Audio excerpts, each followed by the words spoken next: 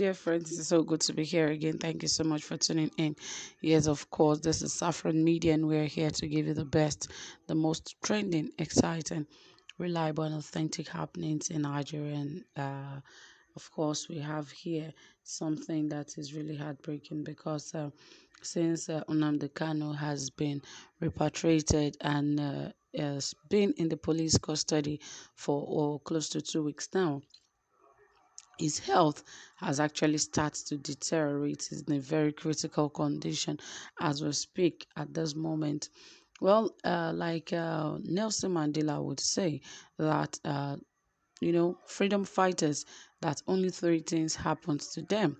It is either they are able to walk free, it's either they are able to, you know, cause that freedom to happen, or they are either in exile or they are even dead. So you can imagine what Nnamdi Kanu is going through. He's a freedom fighter, and of course, this is the line to which they are actually towing. It is something that they have to sacrifice themselves for. So obviously, I don't know why the presidency is actually after Nnamdi Kanu, because he is an agitator and a secessionist. I don't know why he's after them, but the thing is, they are not the problem of Nigeria. And the earlier the presidency or the president knows this, the better for the country.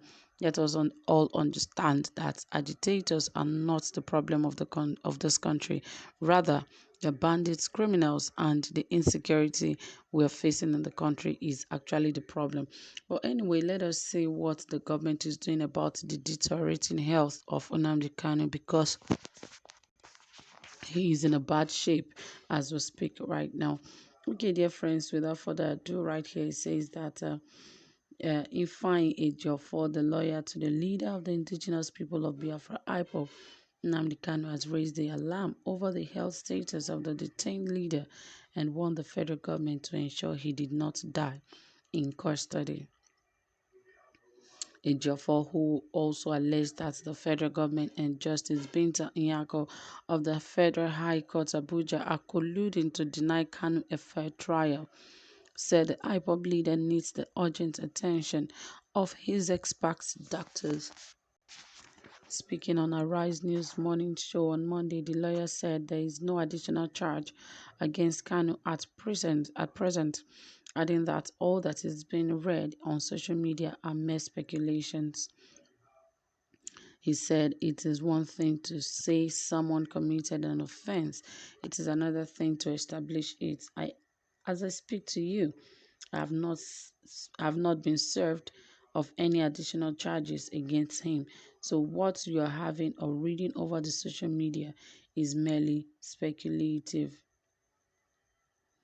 Ejiofor warned that the federal government must avoid situation whereby Nnamdi Kanu would die in custody, saying keeping him in solitary confinement amounts to grievous torture.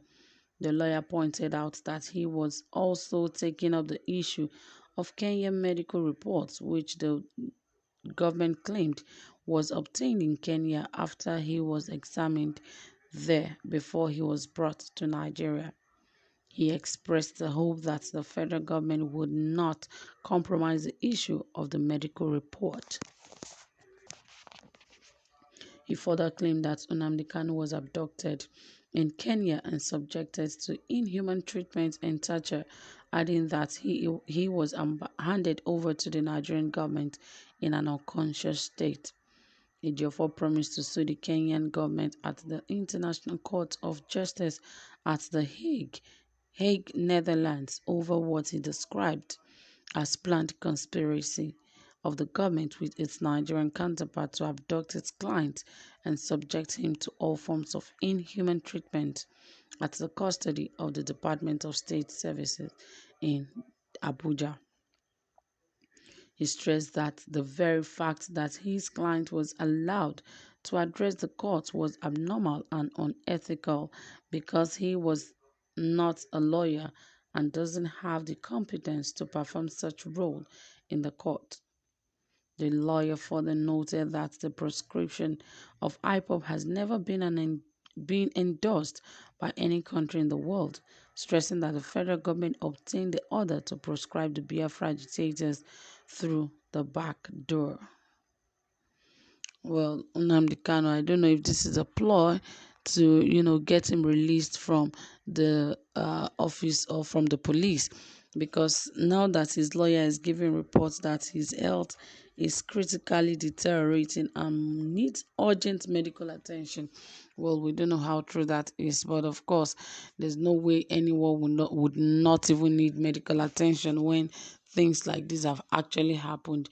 Nnamdi Kanu has actually been through a lot, and even when he was caught, he never expected it, he never saw it coming, and all of that could cause automatic sickness. Yes, it's true, because when you thought you are invisible, and some people just from nowhere just had to pick him up, and that was it. But we are praying for him and all agitators that Nigeria would get better. At least even most of the agitations will have to be dropped, whether we are pushing it or not. The truth is, when it is time, all of these things will fall in place, and it's definitely going to happen. So I just hope that Nnamdi Kanu and the people of the southeast, they should lend their support. They shouldn't sit down and be quiet and watch this government continue to terrorize and even bring people down. This is the best they could do for their own, because there's different reports coming from different angles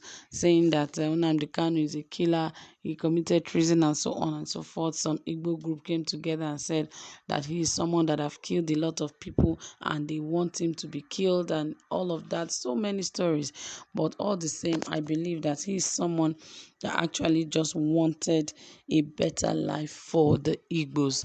I don't know how any other person is saying this, but I believe that is his intention, and he's using everything he has to ensure that that is what they all get. But now that he has so many enemies just in the actualization of the Yoruba nation, I wonder how he's going to, manage all of this, especially now that he's in court. Now that he's in the custody of the police under the government, I hope he'll be able to, get this properly done. But otherwise, I hope that the people of the Southeast actually sit down and pray for him, because indeed he needs their prayers more than anything else at this point in time. Yes, so my dear people, that is it. Thank you so much for listening. Whatever you have to say about this, please drop it in the comment section. And don't forget to give this video a thumbs up. Do have a pleasant time.